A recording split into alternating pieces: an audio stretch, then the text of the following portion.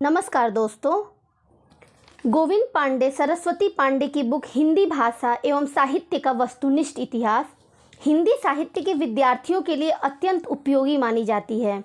हिंदी साहित्य से संबंधित किसी भी परीक्षा के लिए ये रामबाण सिद्ध हुई है। विश्वविद्यालयों की प्रवेश परीक्षा, UGC net, TGT, PGT, assistant professor सभी के लिए उपयोगी है।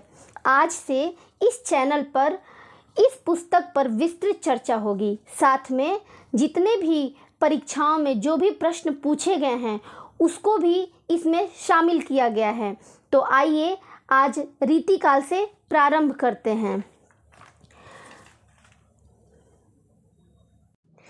रीतिकाल से प्रारंभ करने से पूर्व मैं पूछे गए प्रश्नों को भी साथ में लेते चलूँगी, जिससे हमें ये आइडिया लगेगा कि किस तरीके से प्रश्न पूछे जाते हैं। तो DSSB TGT 2021 में एक प्रश्न पूछा गया है कि रीतिकाल लगभग कितनी शताब्दियों तक चला। तो सबसे पहले हमें जानना होगा कि रीतिकाल का समय कब से कब तक माना जाता है। तो अगर आप बुक में नोट करना चाहते हो तो नहीं तो यहीं पे इसी पुस्तक में या अपनी सुविधा के अनुसार जहाँ भी नोट करना चाहते हो उसको नोट भी करते चले साथ में, जिससे आपके लिए सरल हो जाएगा। तो रीतिकाल का समय संवत 1700 से 1900 माना जाता है। हिंदी साहित्य का उत्तर मध्यकाल रीतिकाल कहलाता है। और प्रश्न के अनुसार क्या उत्तर होगा कि रीतिकाल लगभग कितनी शताब्दियों तक चला, तो 2 शताब्दियों तक चला। ये DSSB TGT 2021 में पूछा गया प्रश्न है। और समय भी पूछा गया है कि रीतिकाल का समय कब से कब तक है। तो संवत 1700 से 1900 का जो समय है वो रीतिकाल का समय है। रीतिकाल के नामकरण विभिन्न विद्वानों के अनुसार निम्न हुए हैं। तो इस पे भी चर्चा कर लेते हैं कि किसने रीतिकाल को क्या क्या नाम दिया। तो पहला नाम आता है डॉक्टर जॉर्ज ग्रियर्सन का। इन्होंने रीतिकाल को रीति काव्य कहा। ग्रियर्सन ने क्या कहा? रीति काव्य कहा। अब आता है मिश्र बंधुओं का। मिश्र बंधुओं में कौन कौन शामिल है? तो श्याम बिहारी, सुखदेव बिहारी और गणेश बिहारी। मिश्र बंधुओं में 3 लोग शामिल है, श्याम बिहारी, सुखदेव बिहारी और गणेश बिहारी।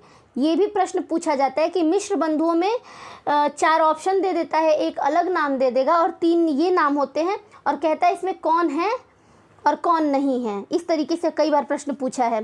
तो मिश्र बंधुओं ने अलंकृत काल कहा है।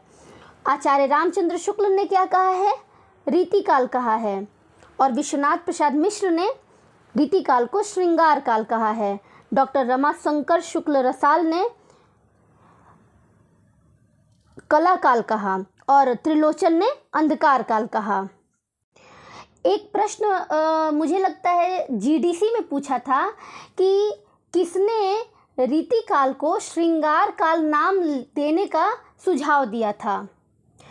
तो शुक्ल ने कहा था, सुझाव दिया था कि कोई चाहे तो रीतिकाल को श्रृंगार काल कह सकता है। ये प्रश्न GDC 2021 में पूछा गया था। एक प्रश्न ये भी पूछा गया है विश्वनाथ प्रसाद मिश्र के बारे में कि उन्होंने श्रृंगार काल कहा। तो उनका श्रृंगार काल नाम देने के पीछे जो कारण है वो यह है कि वो मानते हैं, विश्वनाथ प्रसाद मिश्र मानते हैं कि यदि रीतिकाल के समस्त ग्रंथों की छानबीन की जाए तो किसी न किसी रूप में या परिमाण में श्रृंगार अवश्य मिल जाता है। इसलिए इसे श्रृंगार काल कहना ज़्यादा समीचीन है। अब रीतिकाल के प्रवर्तकों के संबंध में जो विद्वानों में मतभेद है उस पर चर्चा कर लेते हैं। तो प्रवर्तकों में सर्वप्रथम नाम कृपाराम का आता है, जिन्होंने 1541 इनका रचना काल है और काल क्रम की दृष्टि से ये रीति काव्य के प्रथम कवि माने जाते हैं और इनकी प्रसिद्ध रचना हित तरंगिणी है। दूसरा नाम आता है केशव दास का। तो केशव दास का जो जन्म है 1555 और मृत्यु 1617 ईस्वी में। डॉक्टर नगेंद्र ने इनको केशव दास को रीतिकाल का प्रवर्तक माना है और कारण क्या दिया है कि रचनाकार व्यक्तित्व की समृद्धि की दृष्टि से केशव दास प्रथम कवि हैं। वहीं अगर शुक्ल की बात की जाए, आचार्य रामचंद्र शुक्ल की, तो उन्होंने चिंतामणि को माना है, जिनका रचना काल 1643 ईस्वी है। और कारण क्या दिया है कि अखंड परंपरा चलाने की दृष्टि से, शुक्ल ने अखंड परंपरा चलाने की दृष्टि से चिंतामणि त्रिपाठी को रीतिकाल का प्रवर्तक माना है। एक प्रश्न और है जो मैं लेना चाहूँगी इसके साथ ही, अलंकृत काल के संबंध में।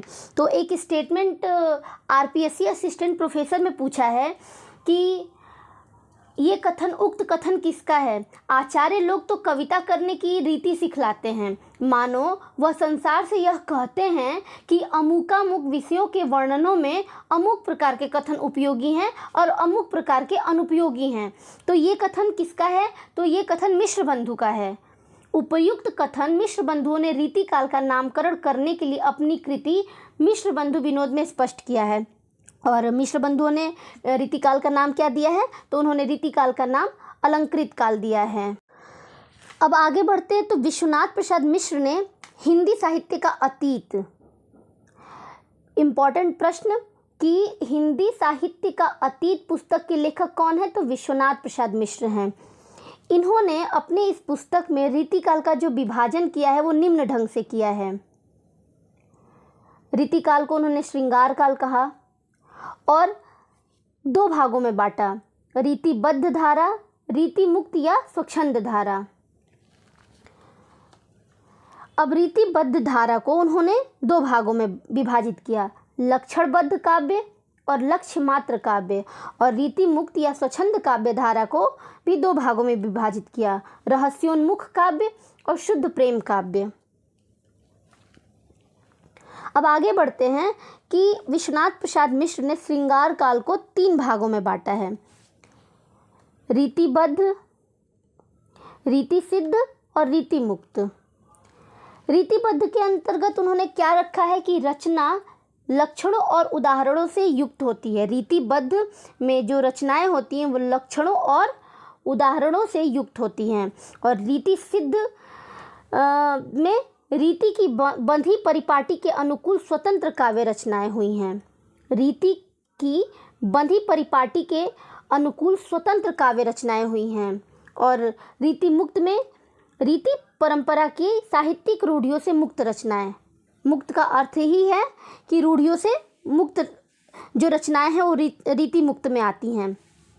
आचार्य विश्वनाथ प्रसाद मिश्र के अनुसार जो रीति सिद्ध कवि हैं वे डॉक्टर नगेंद्र के अनुसार रीतिबद्ध कवि हैं।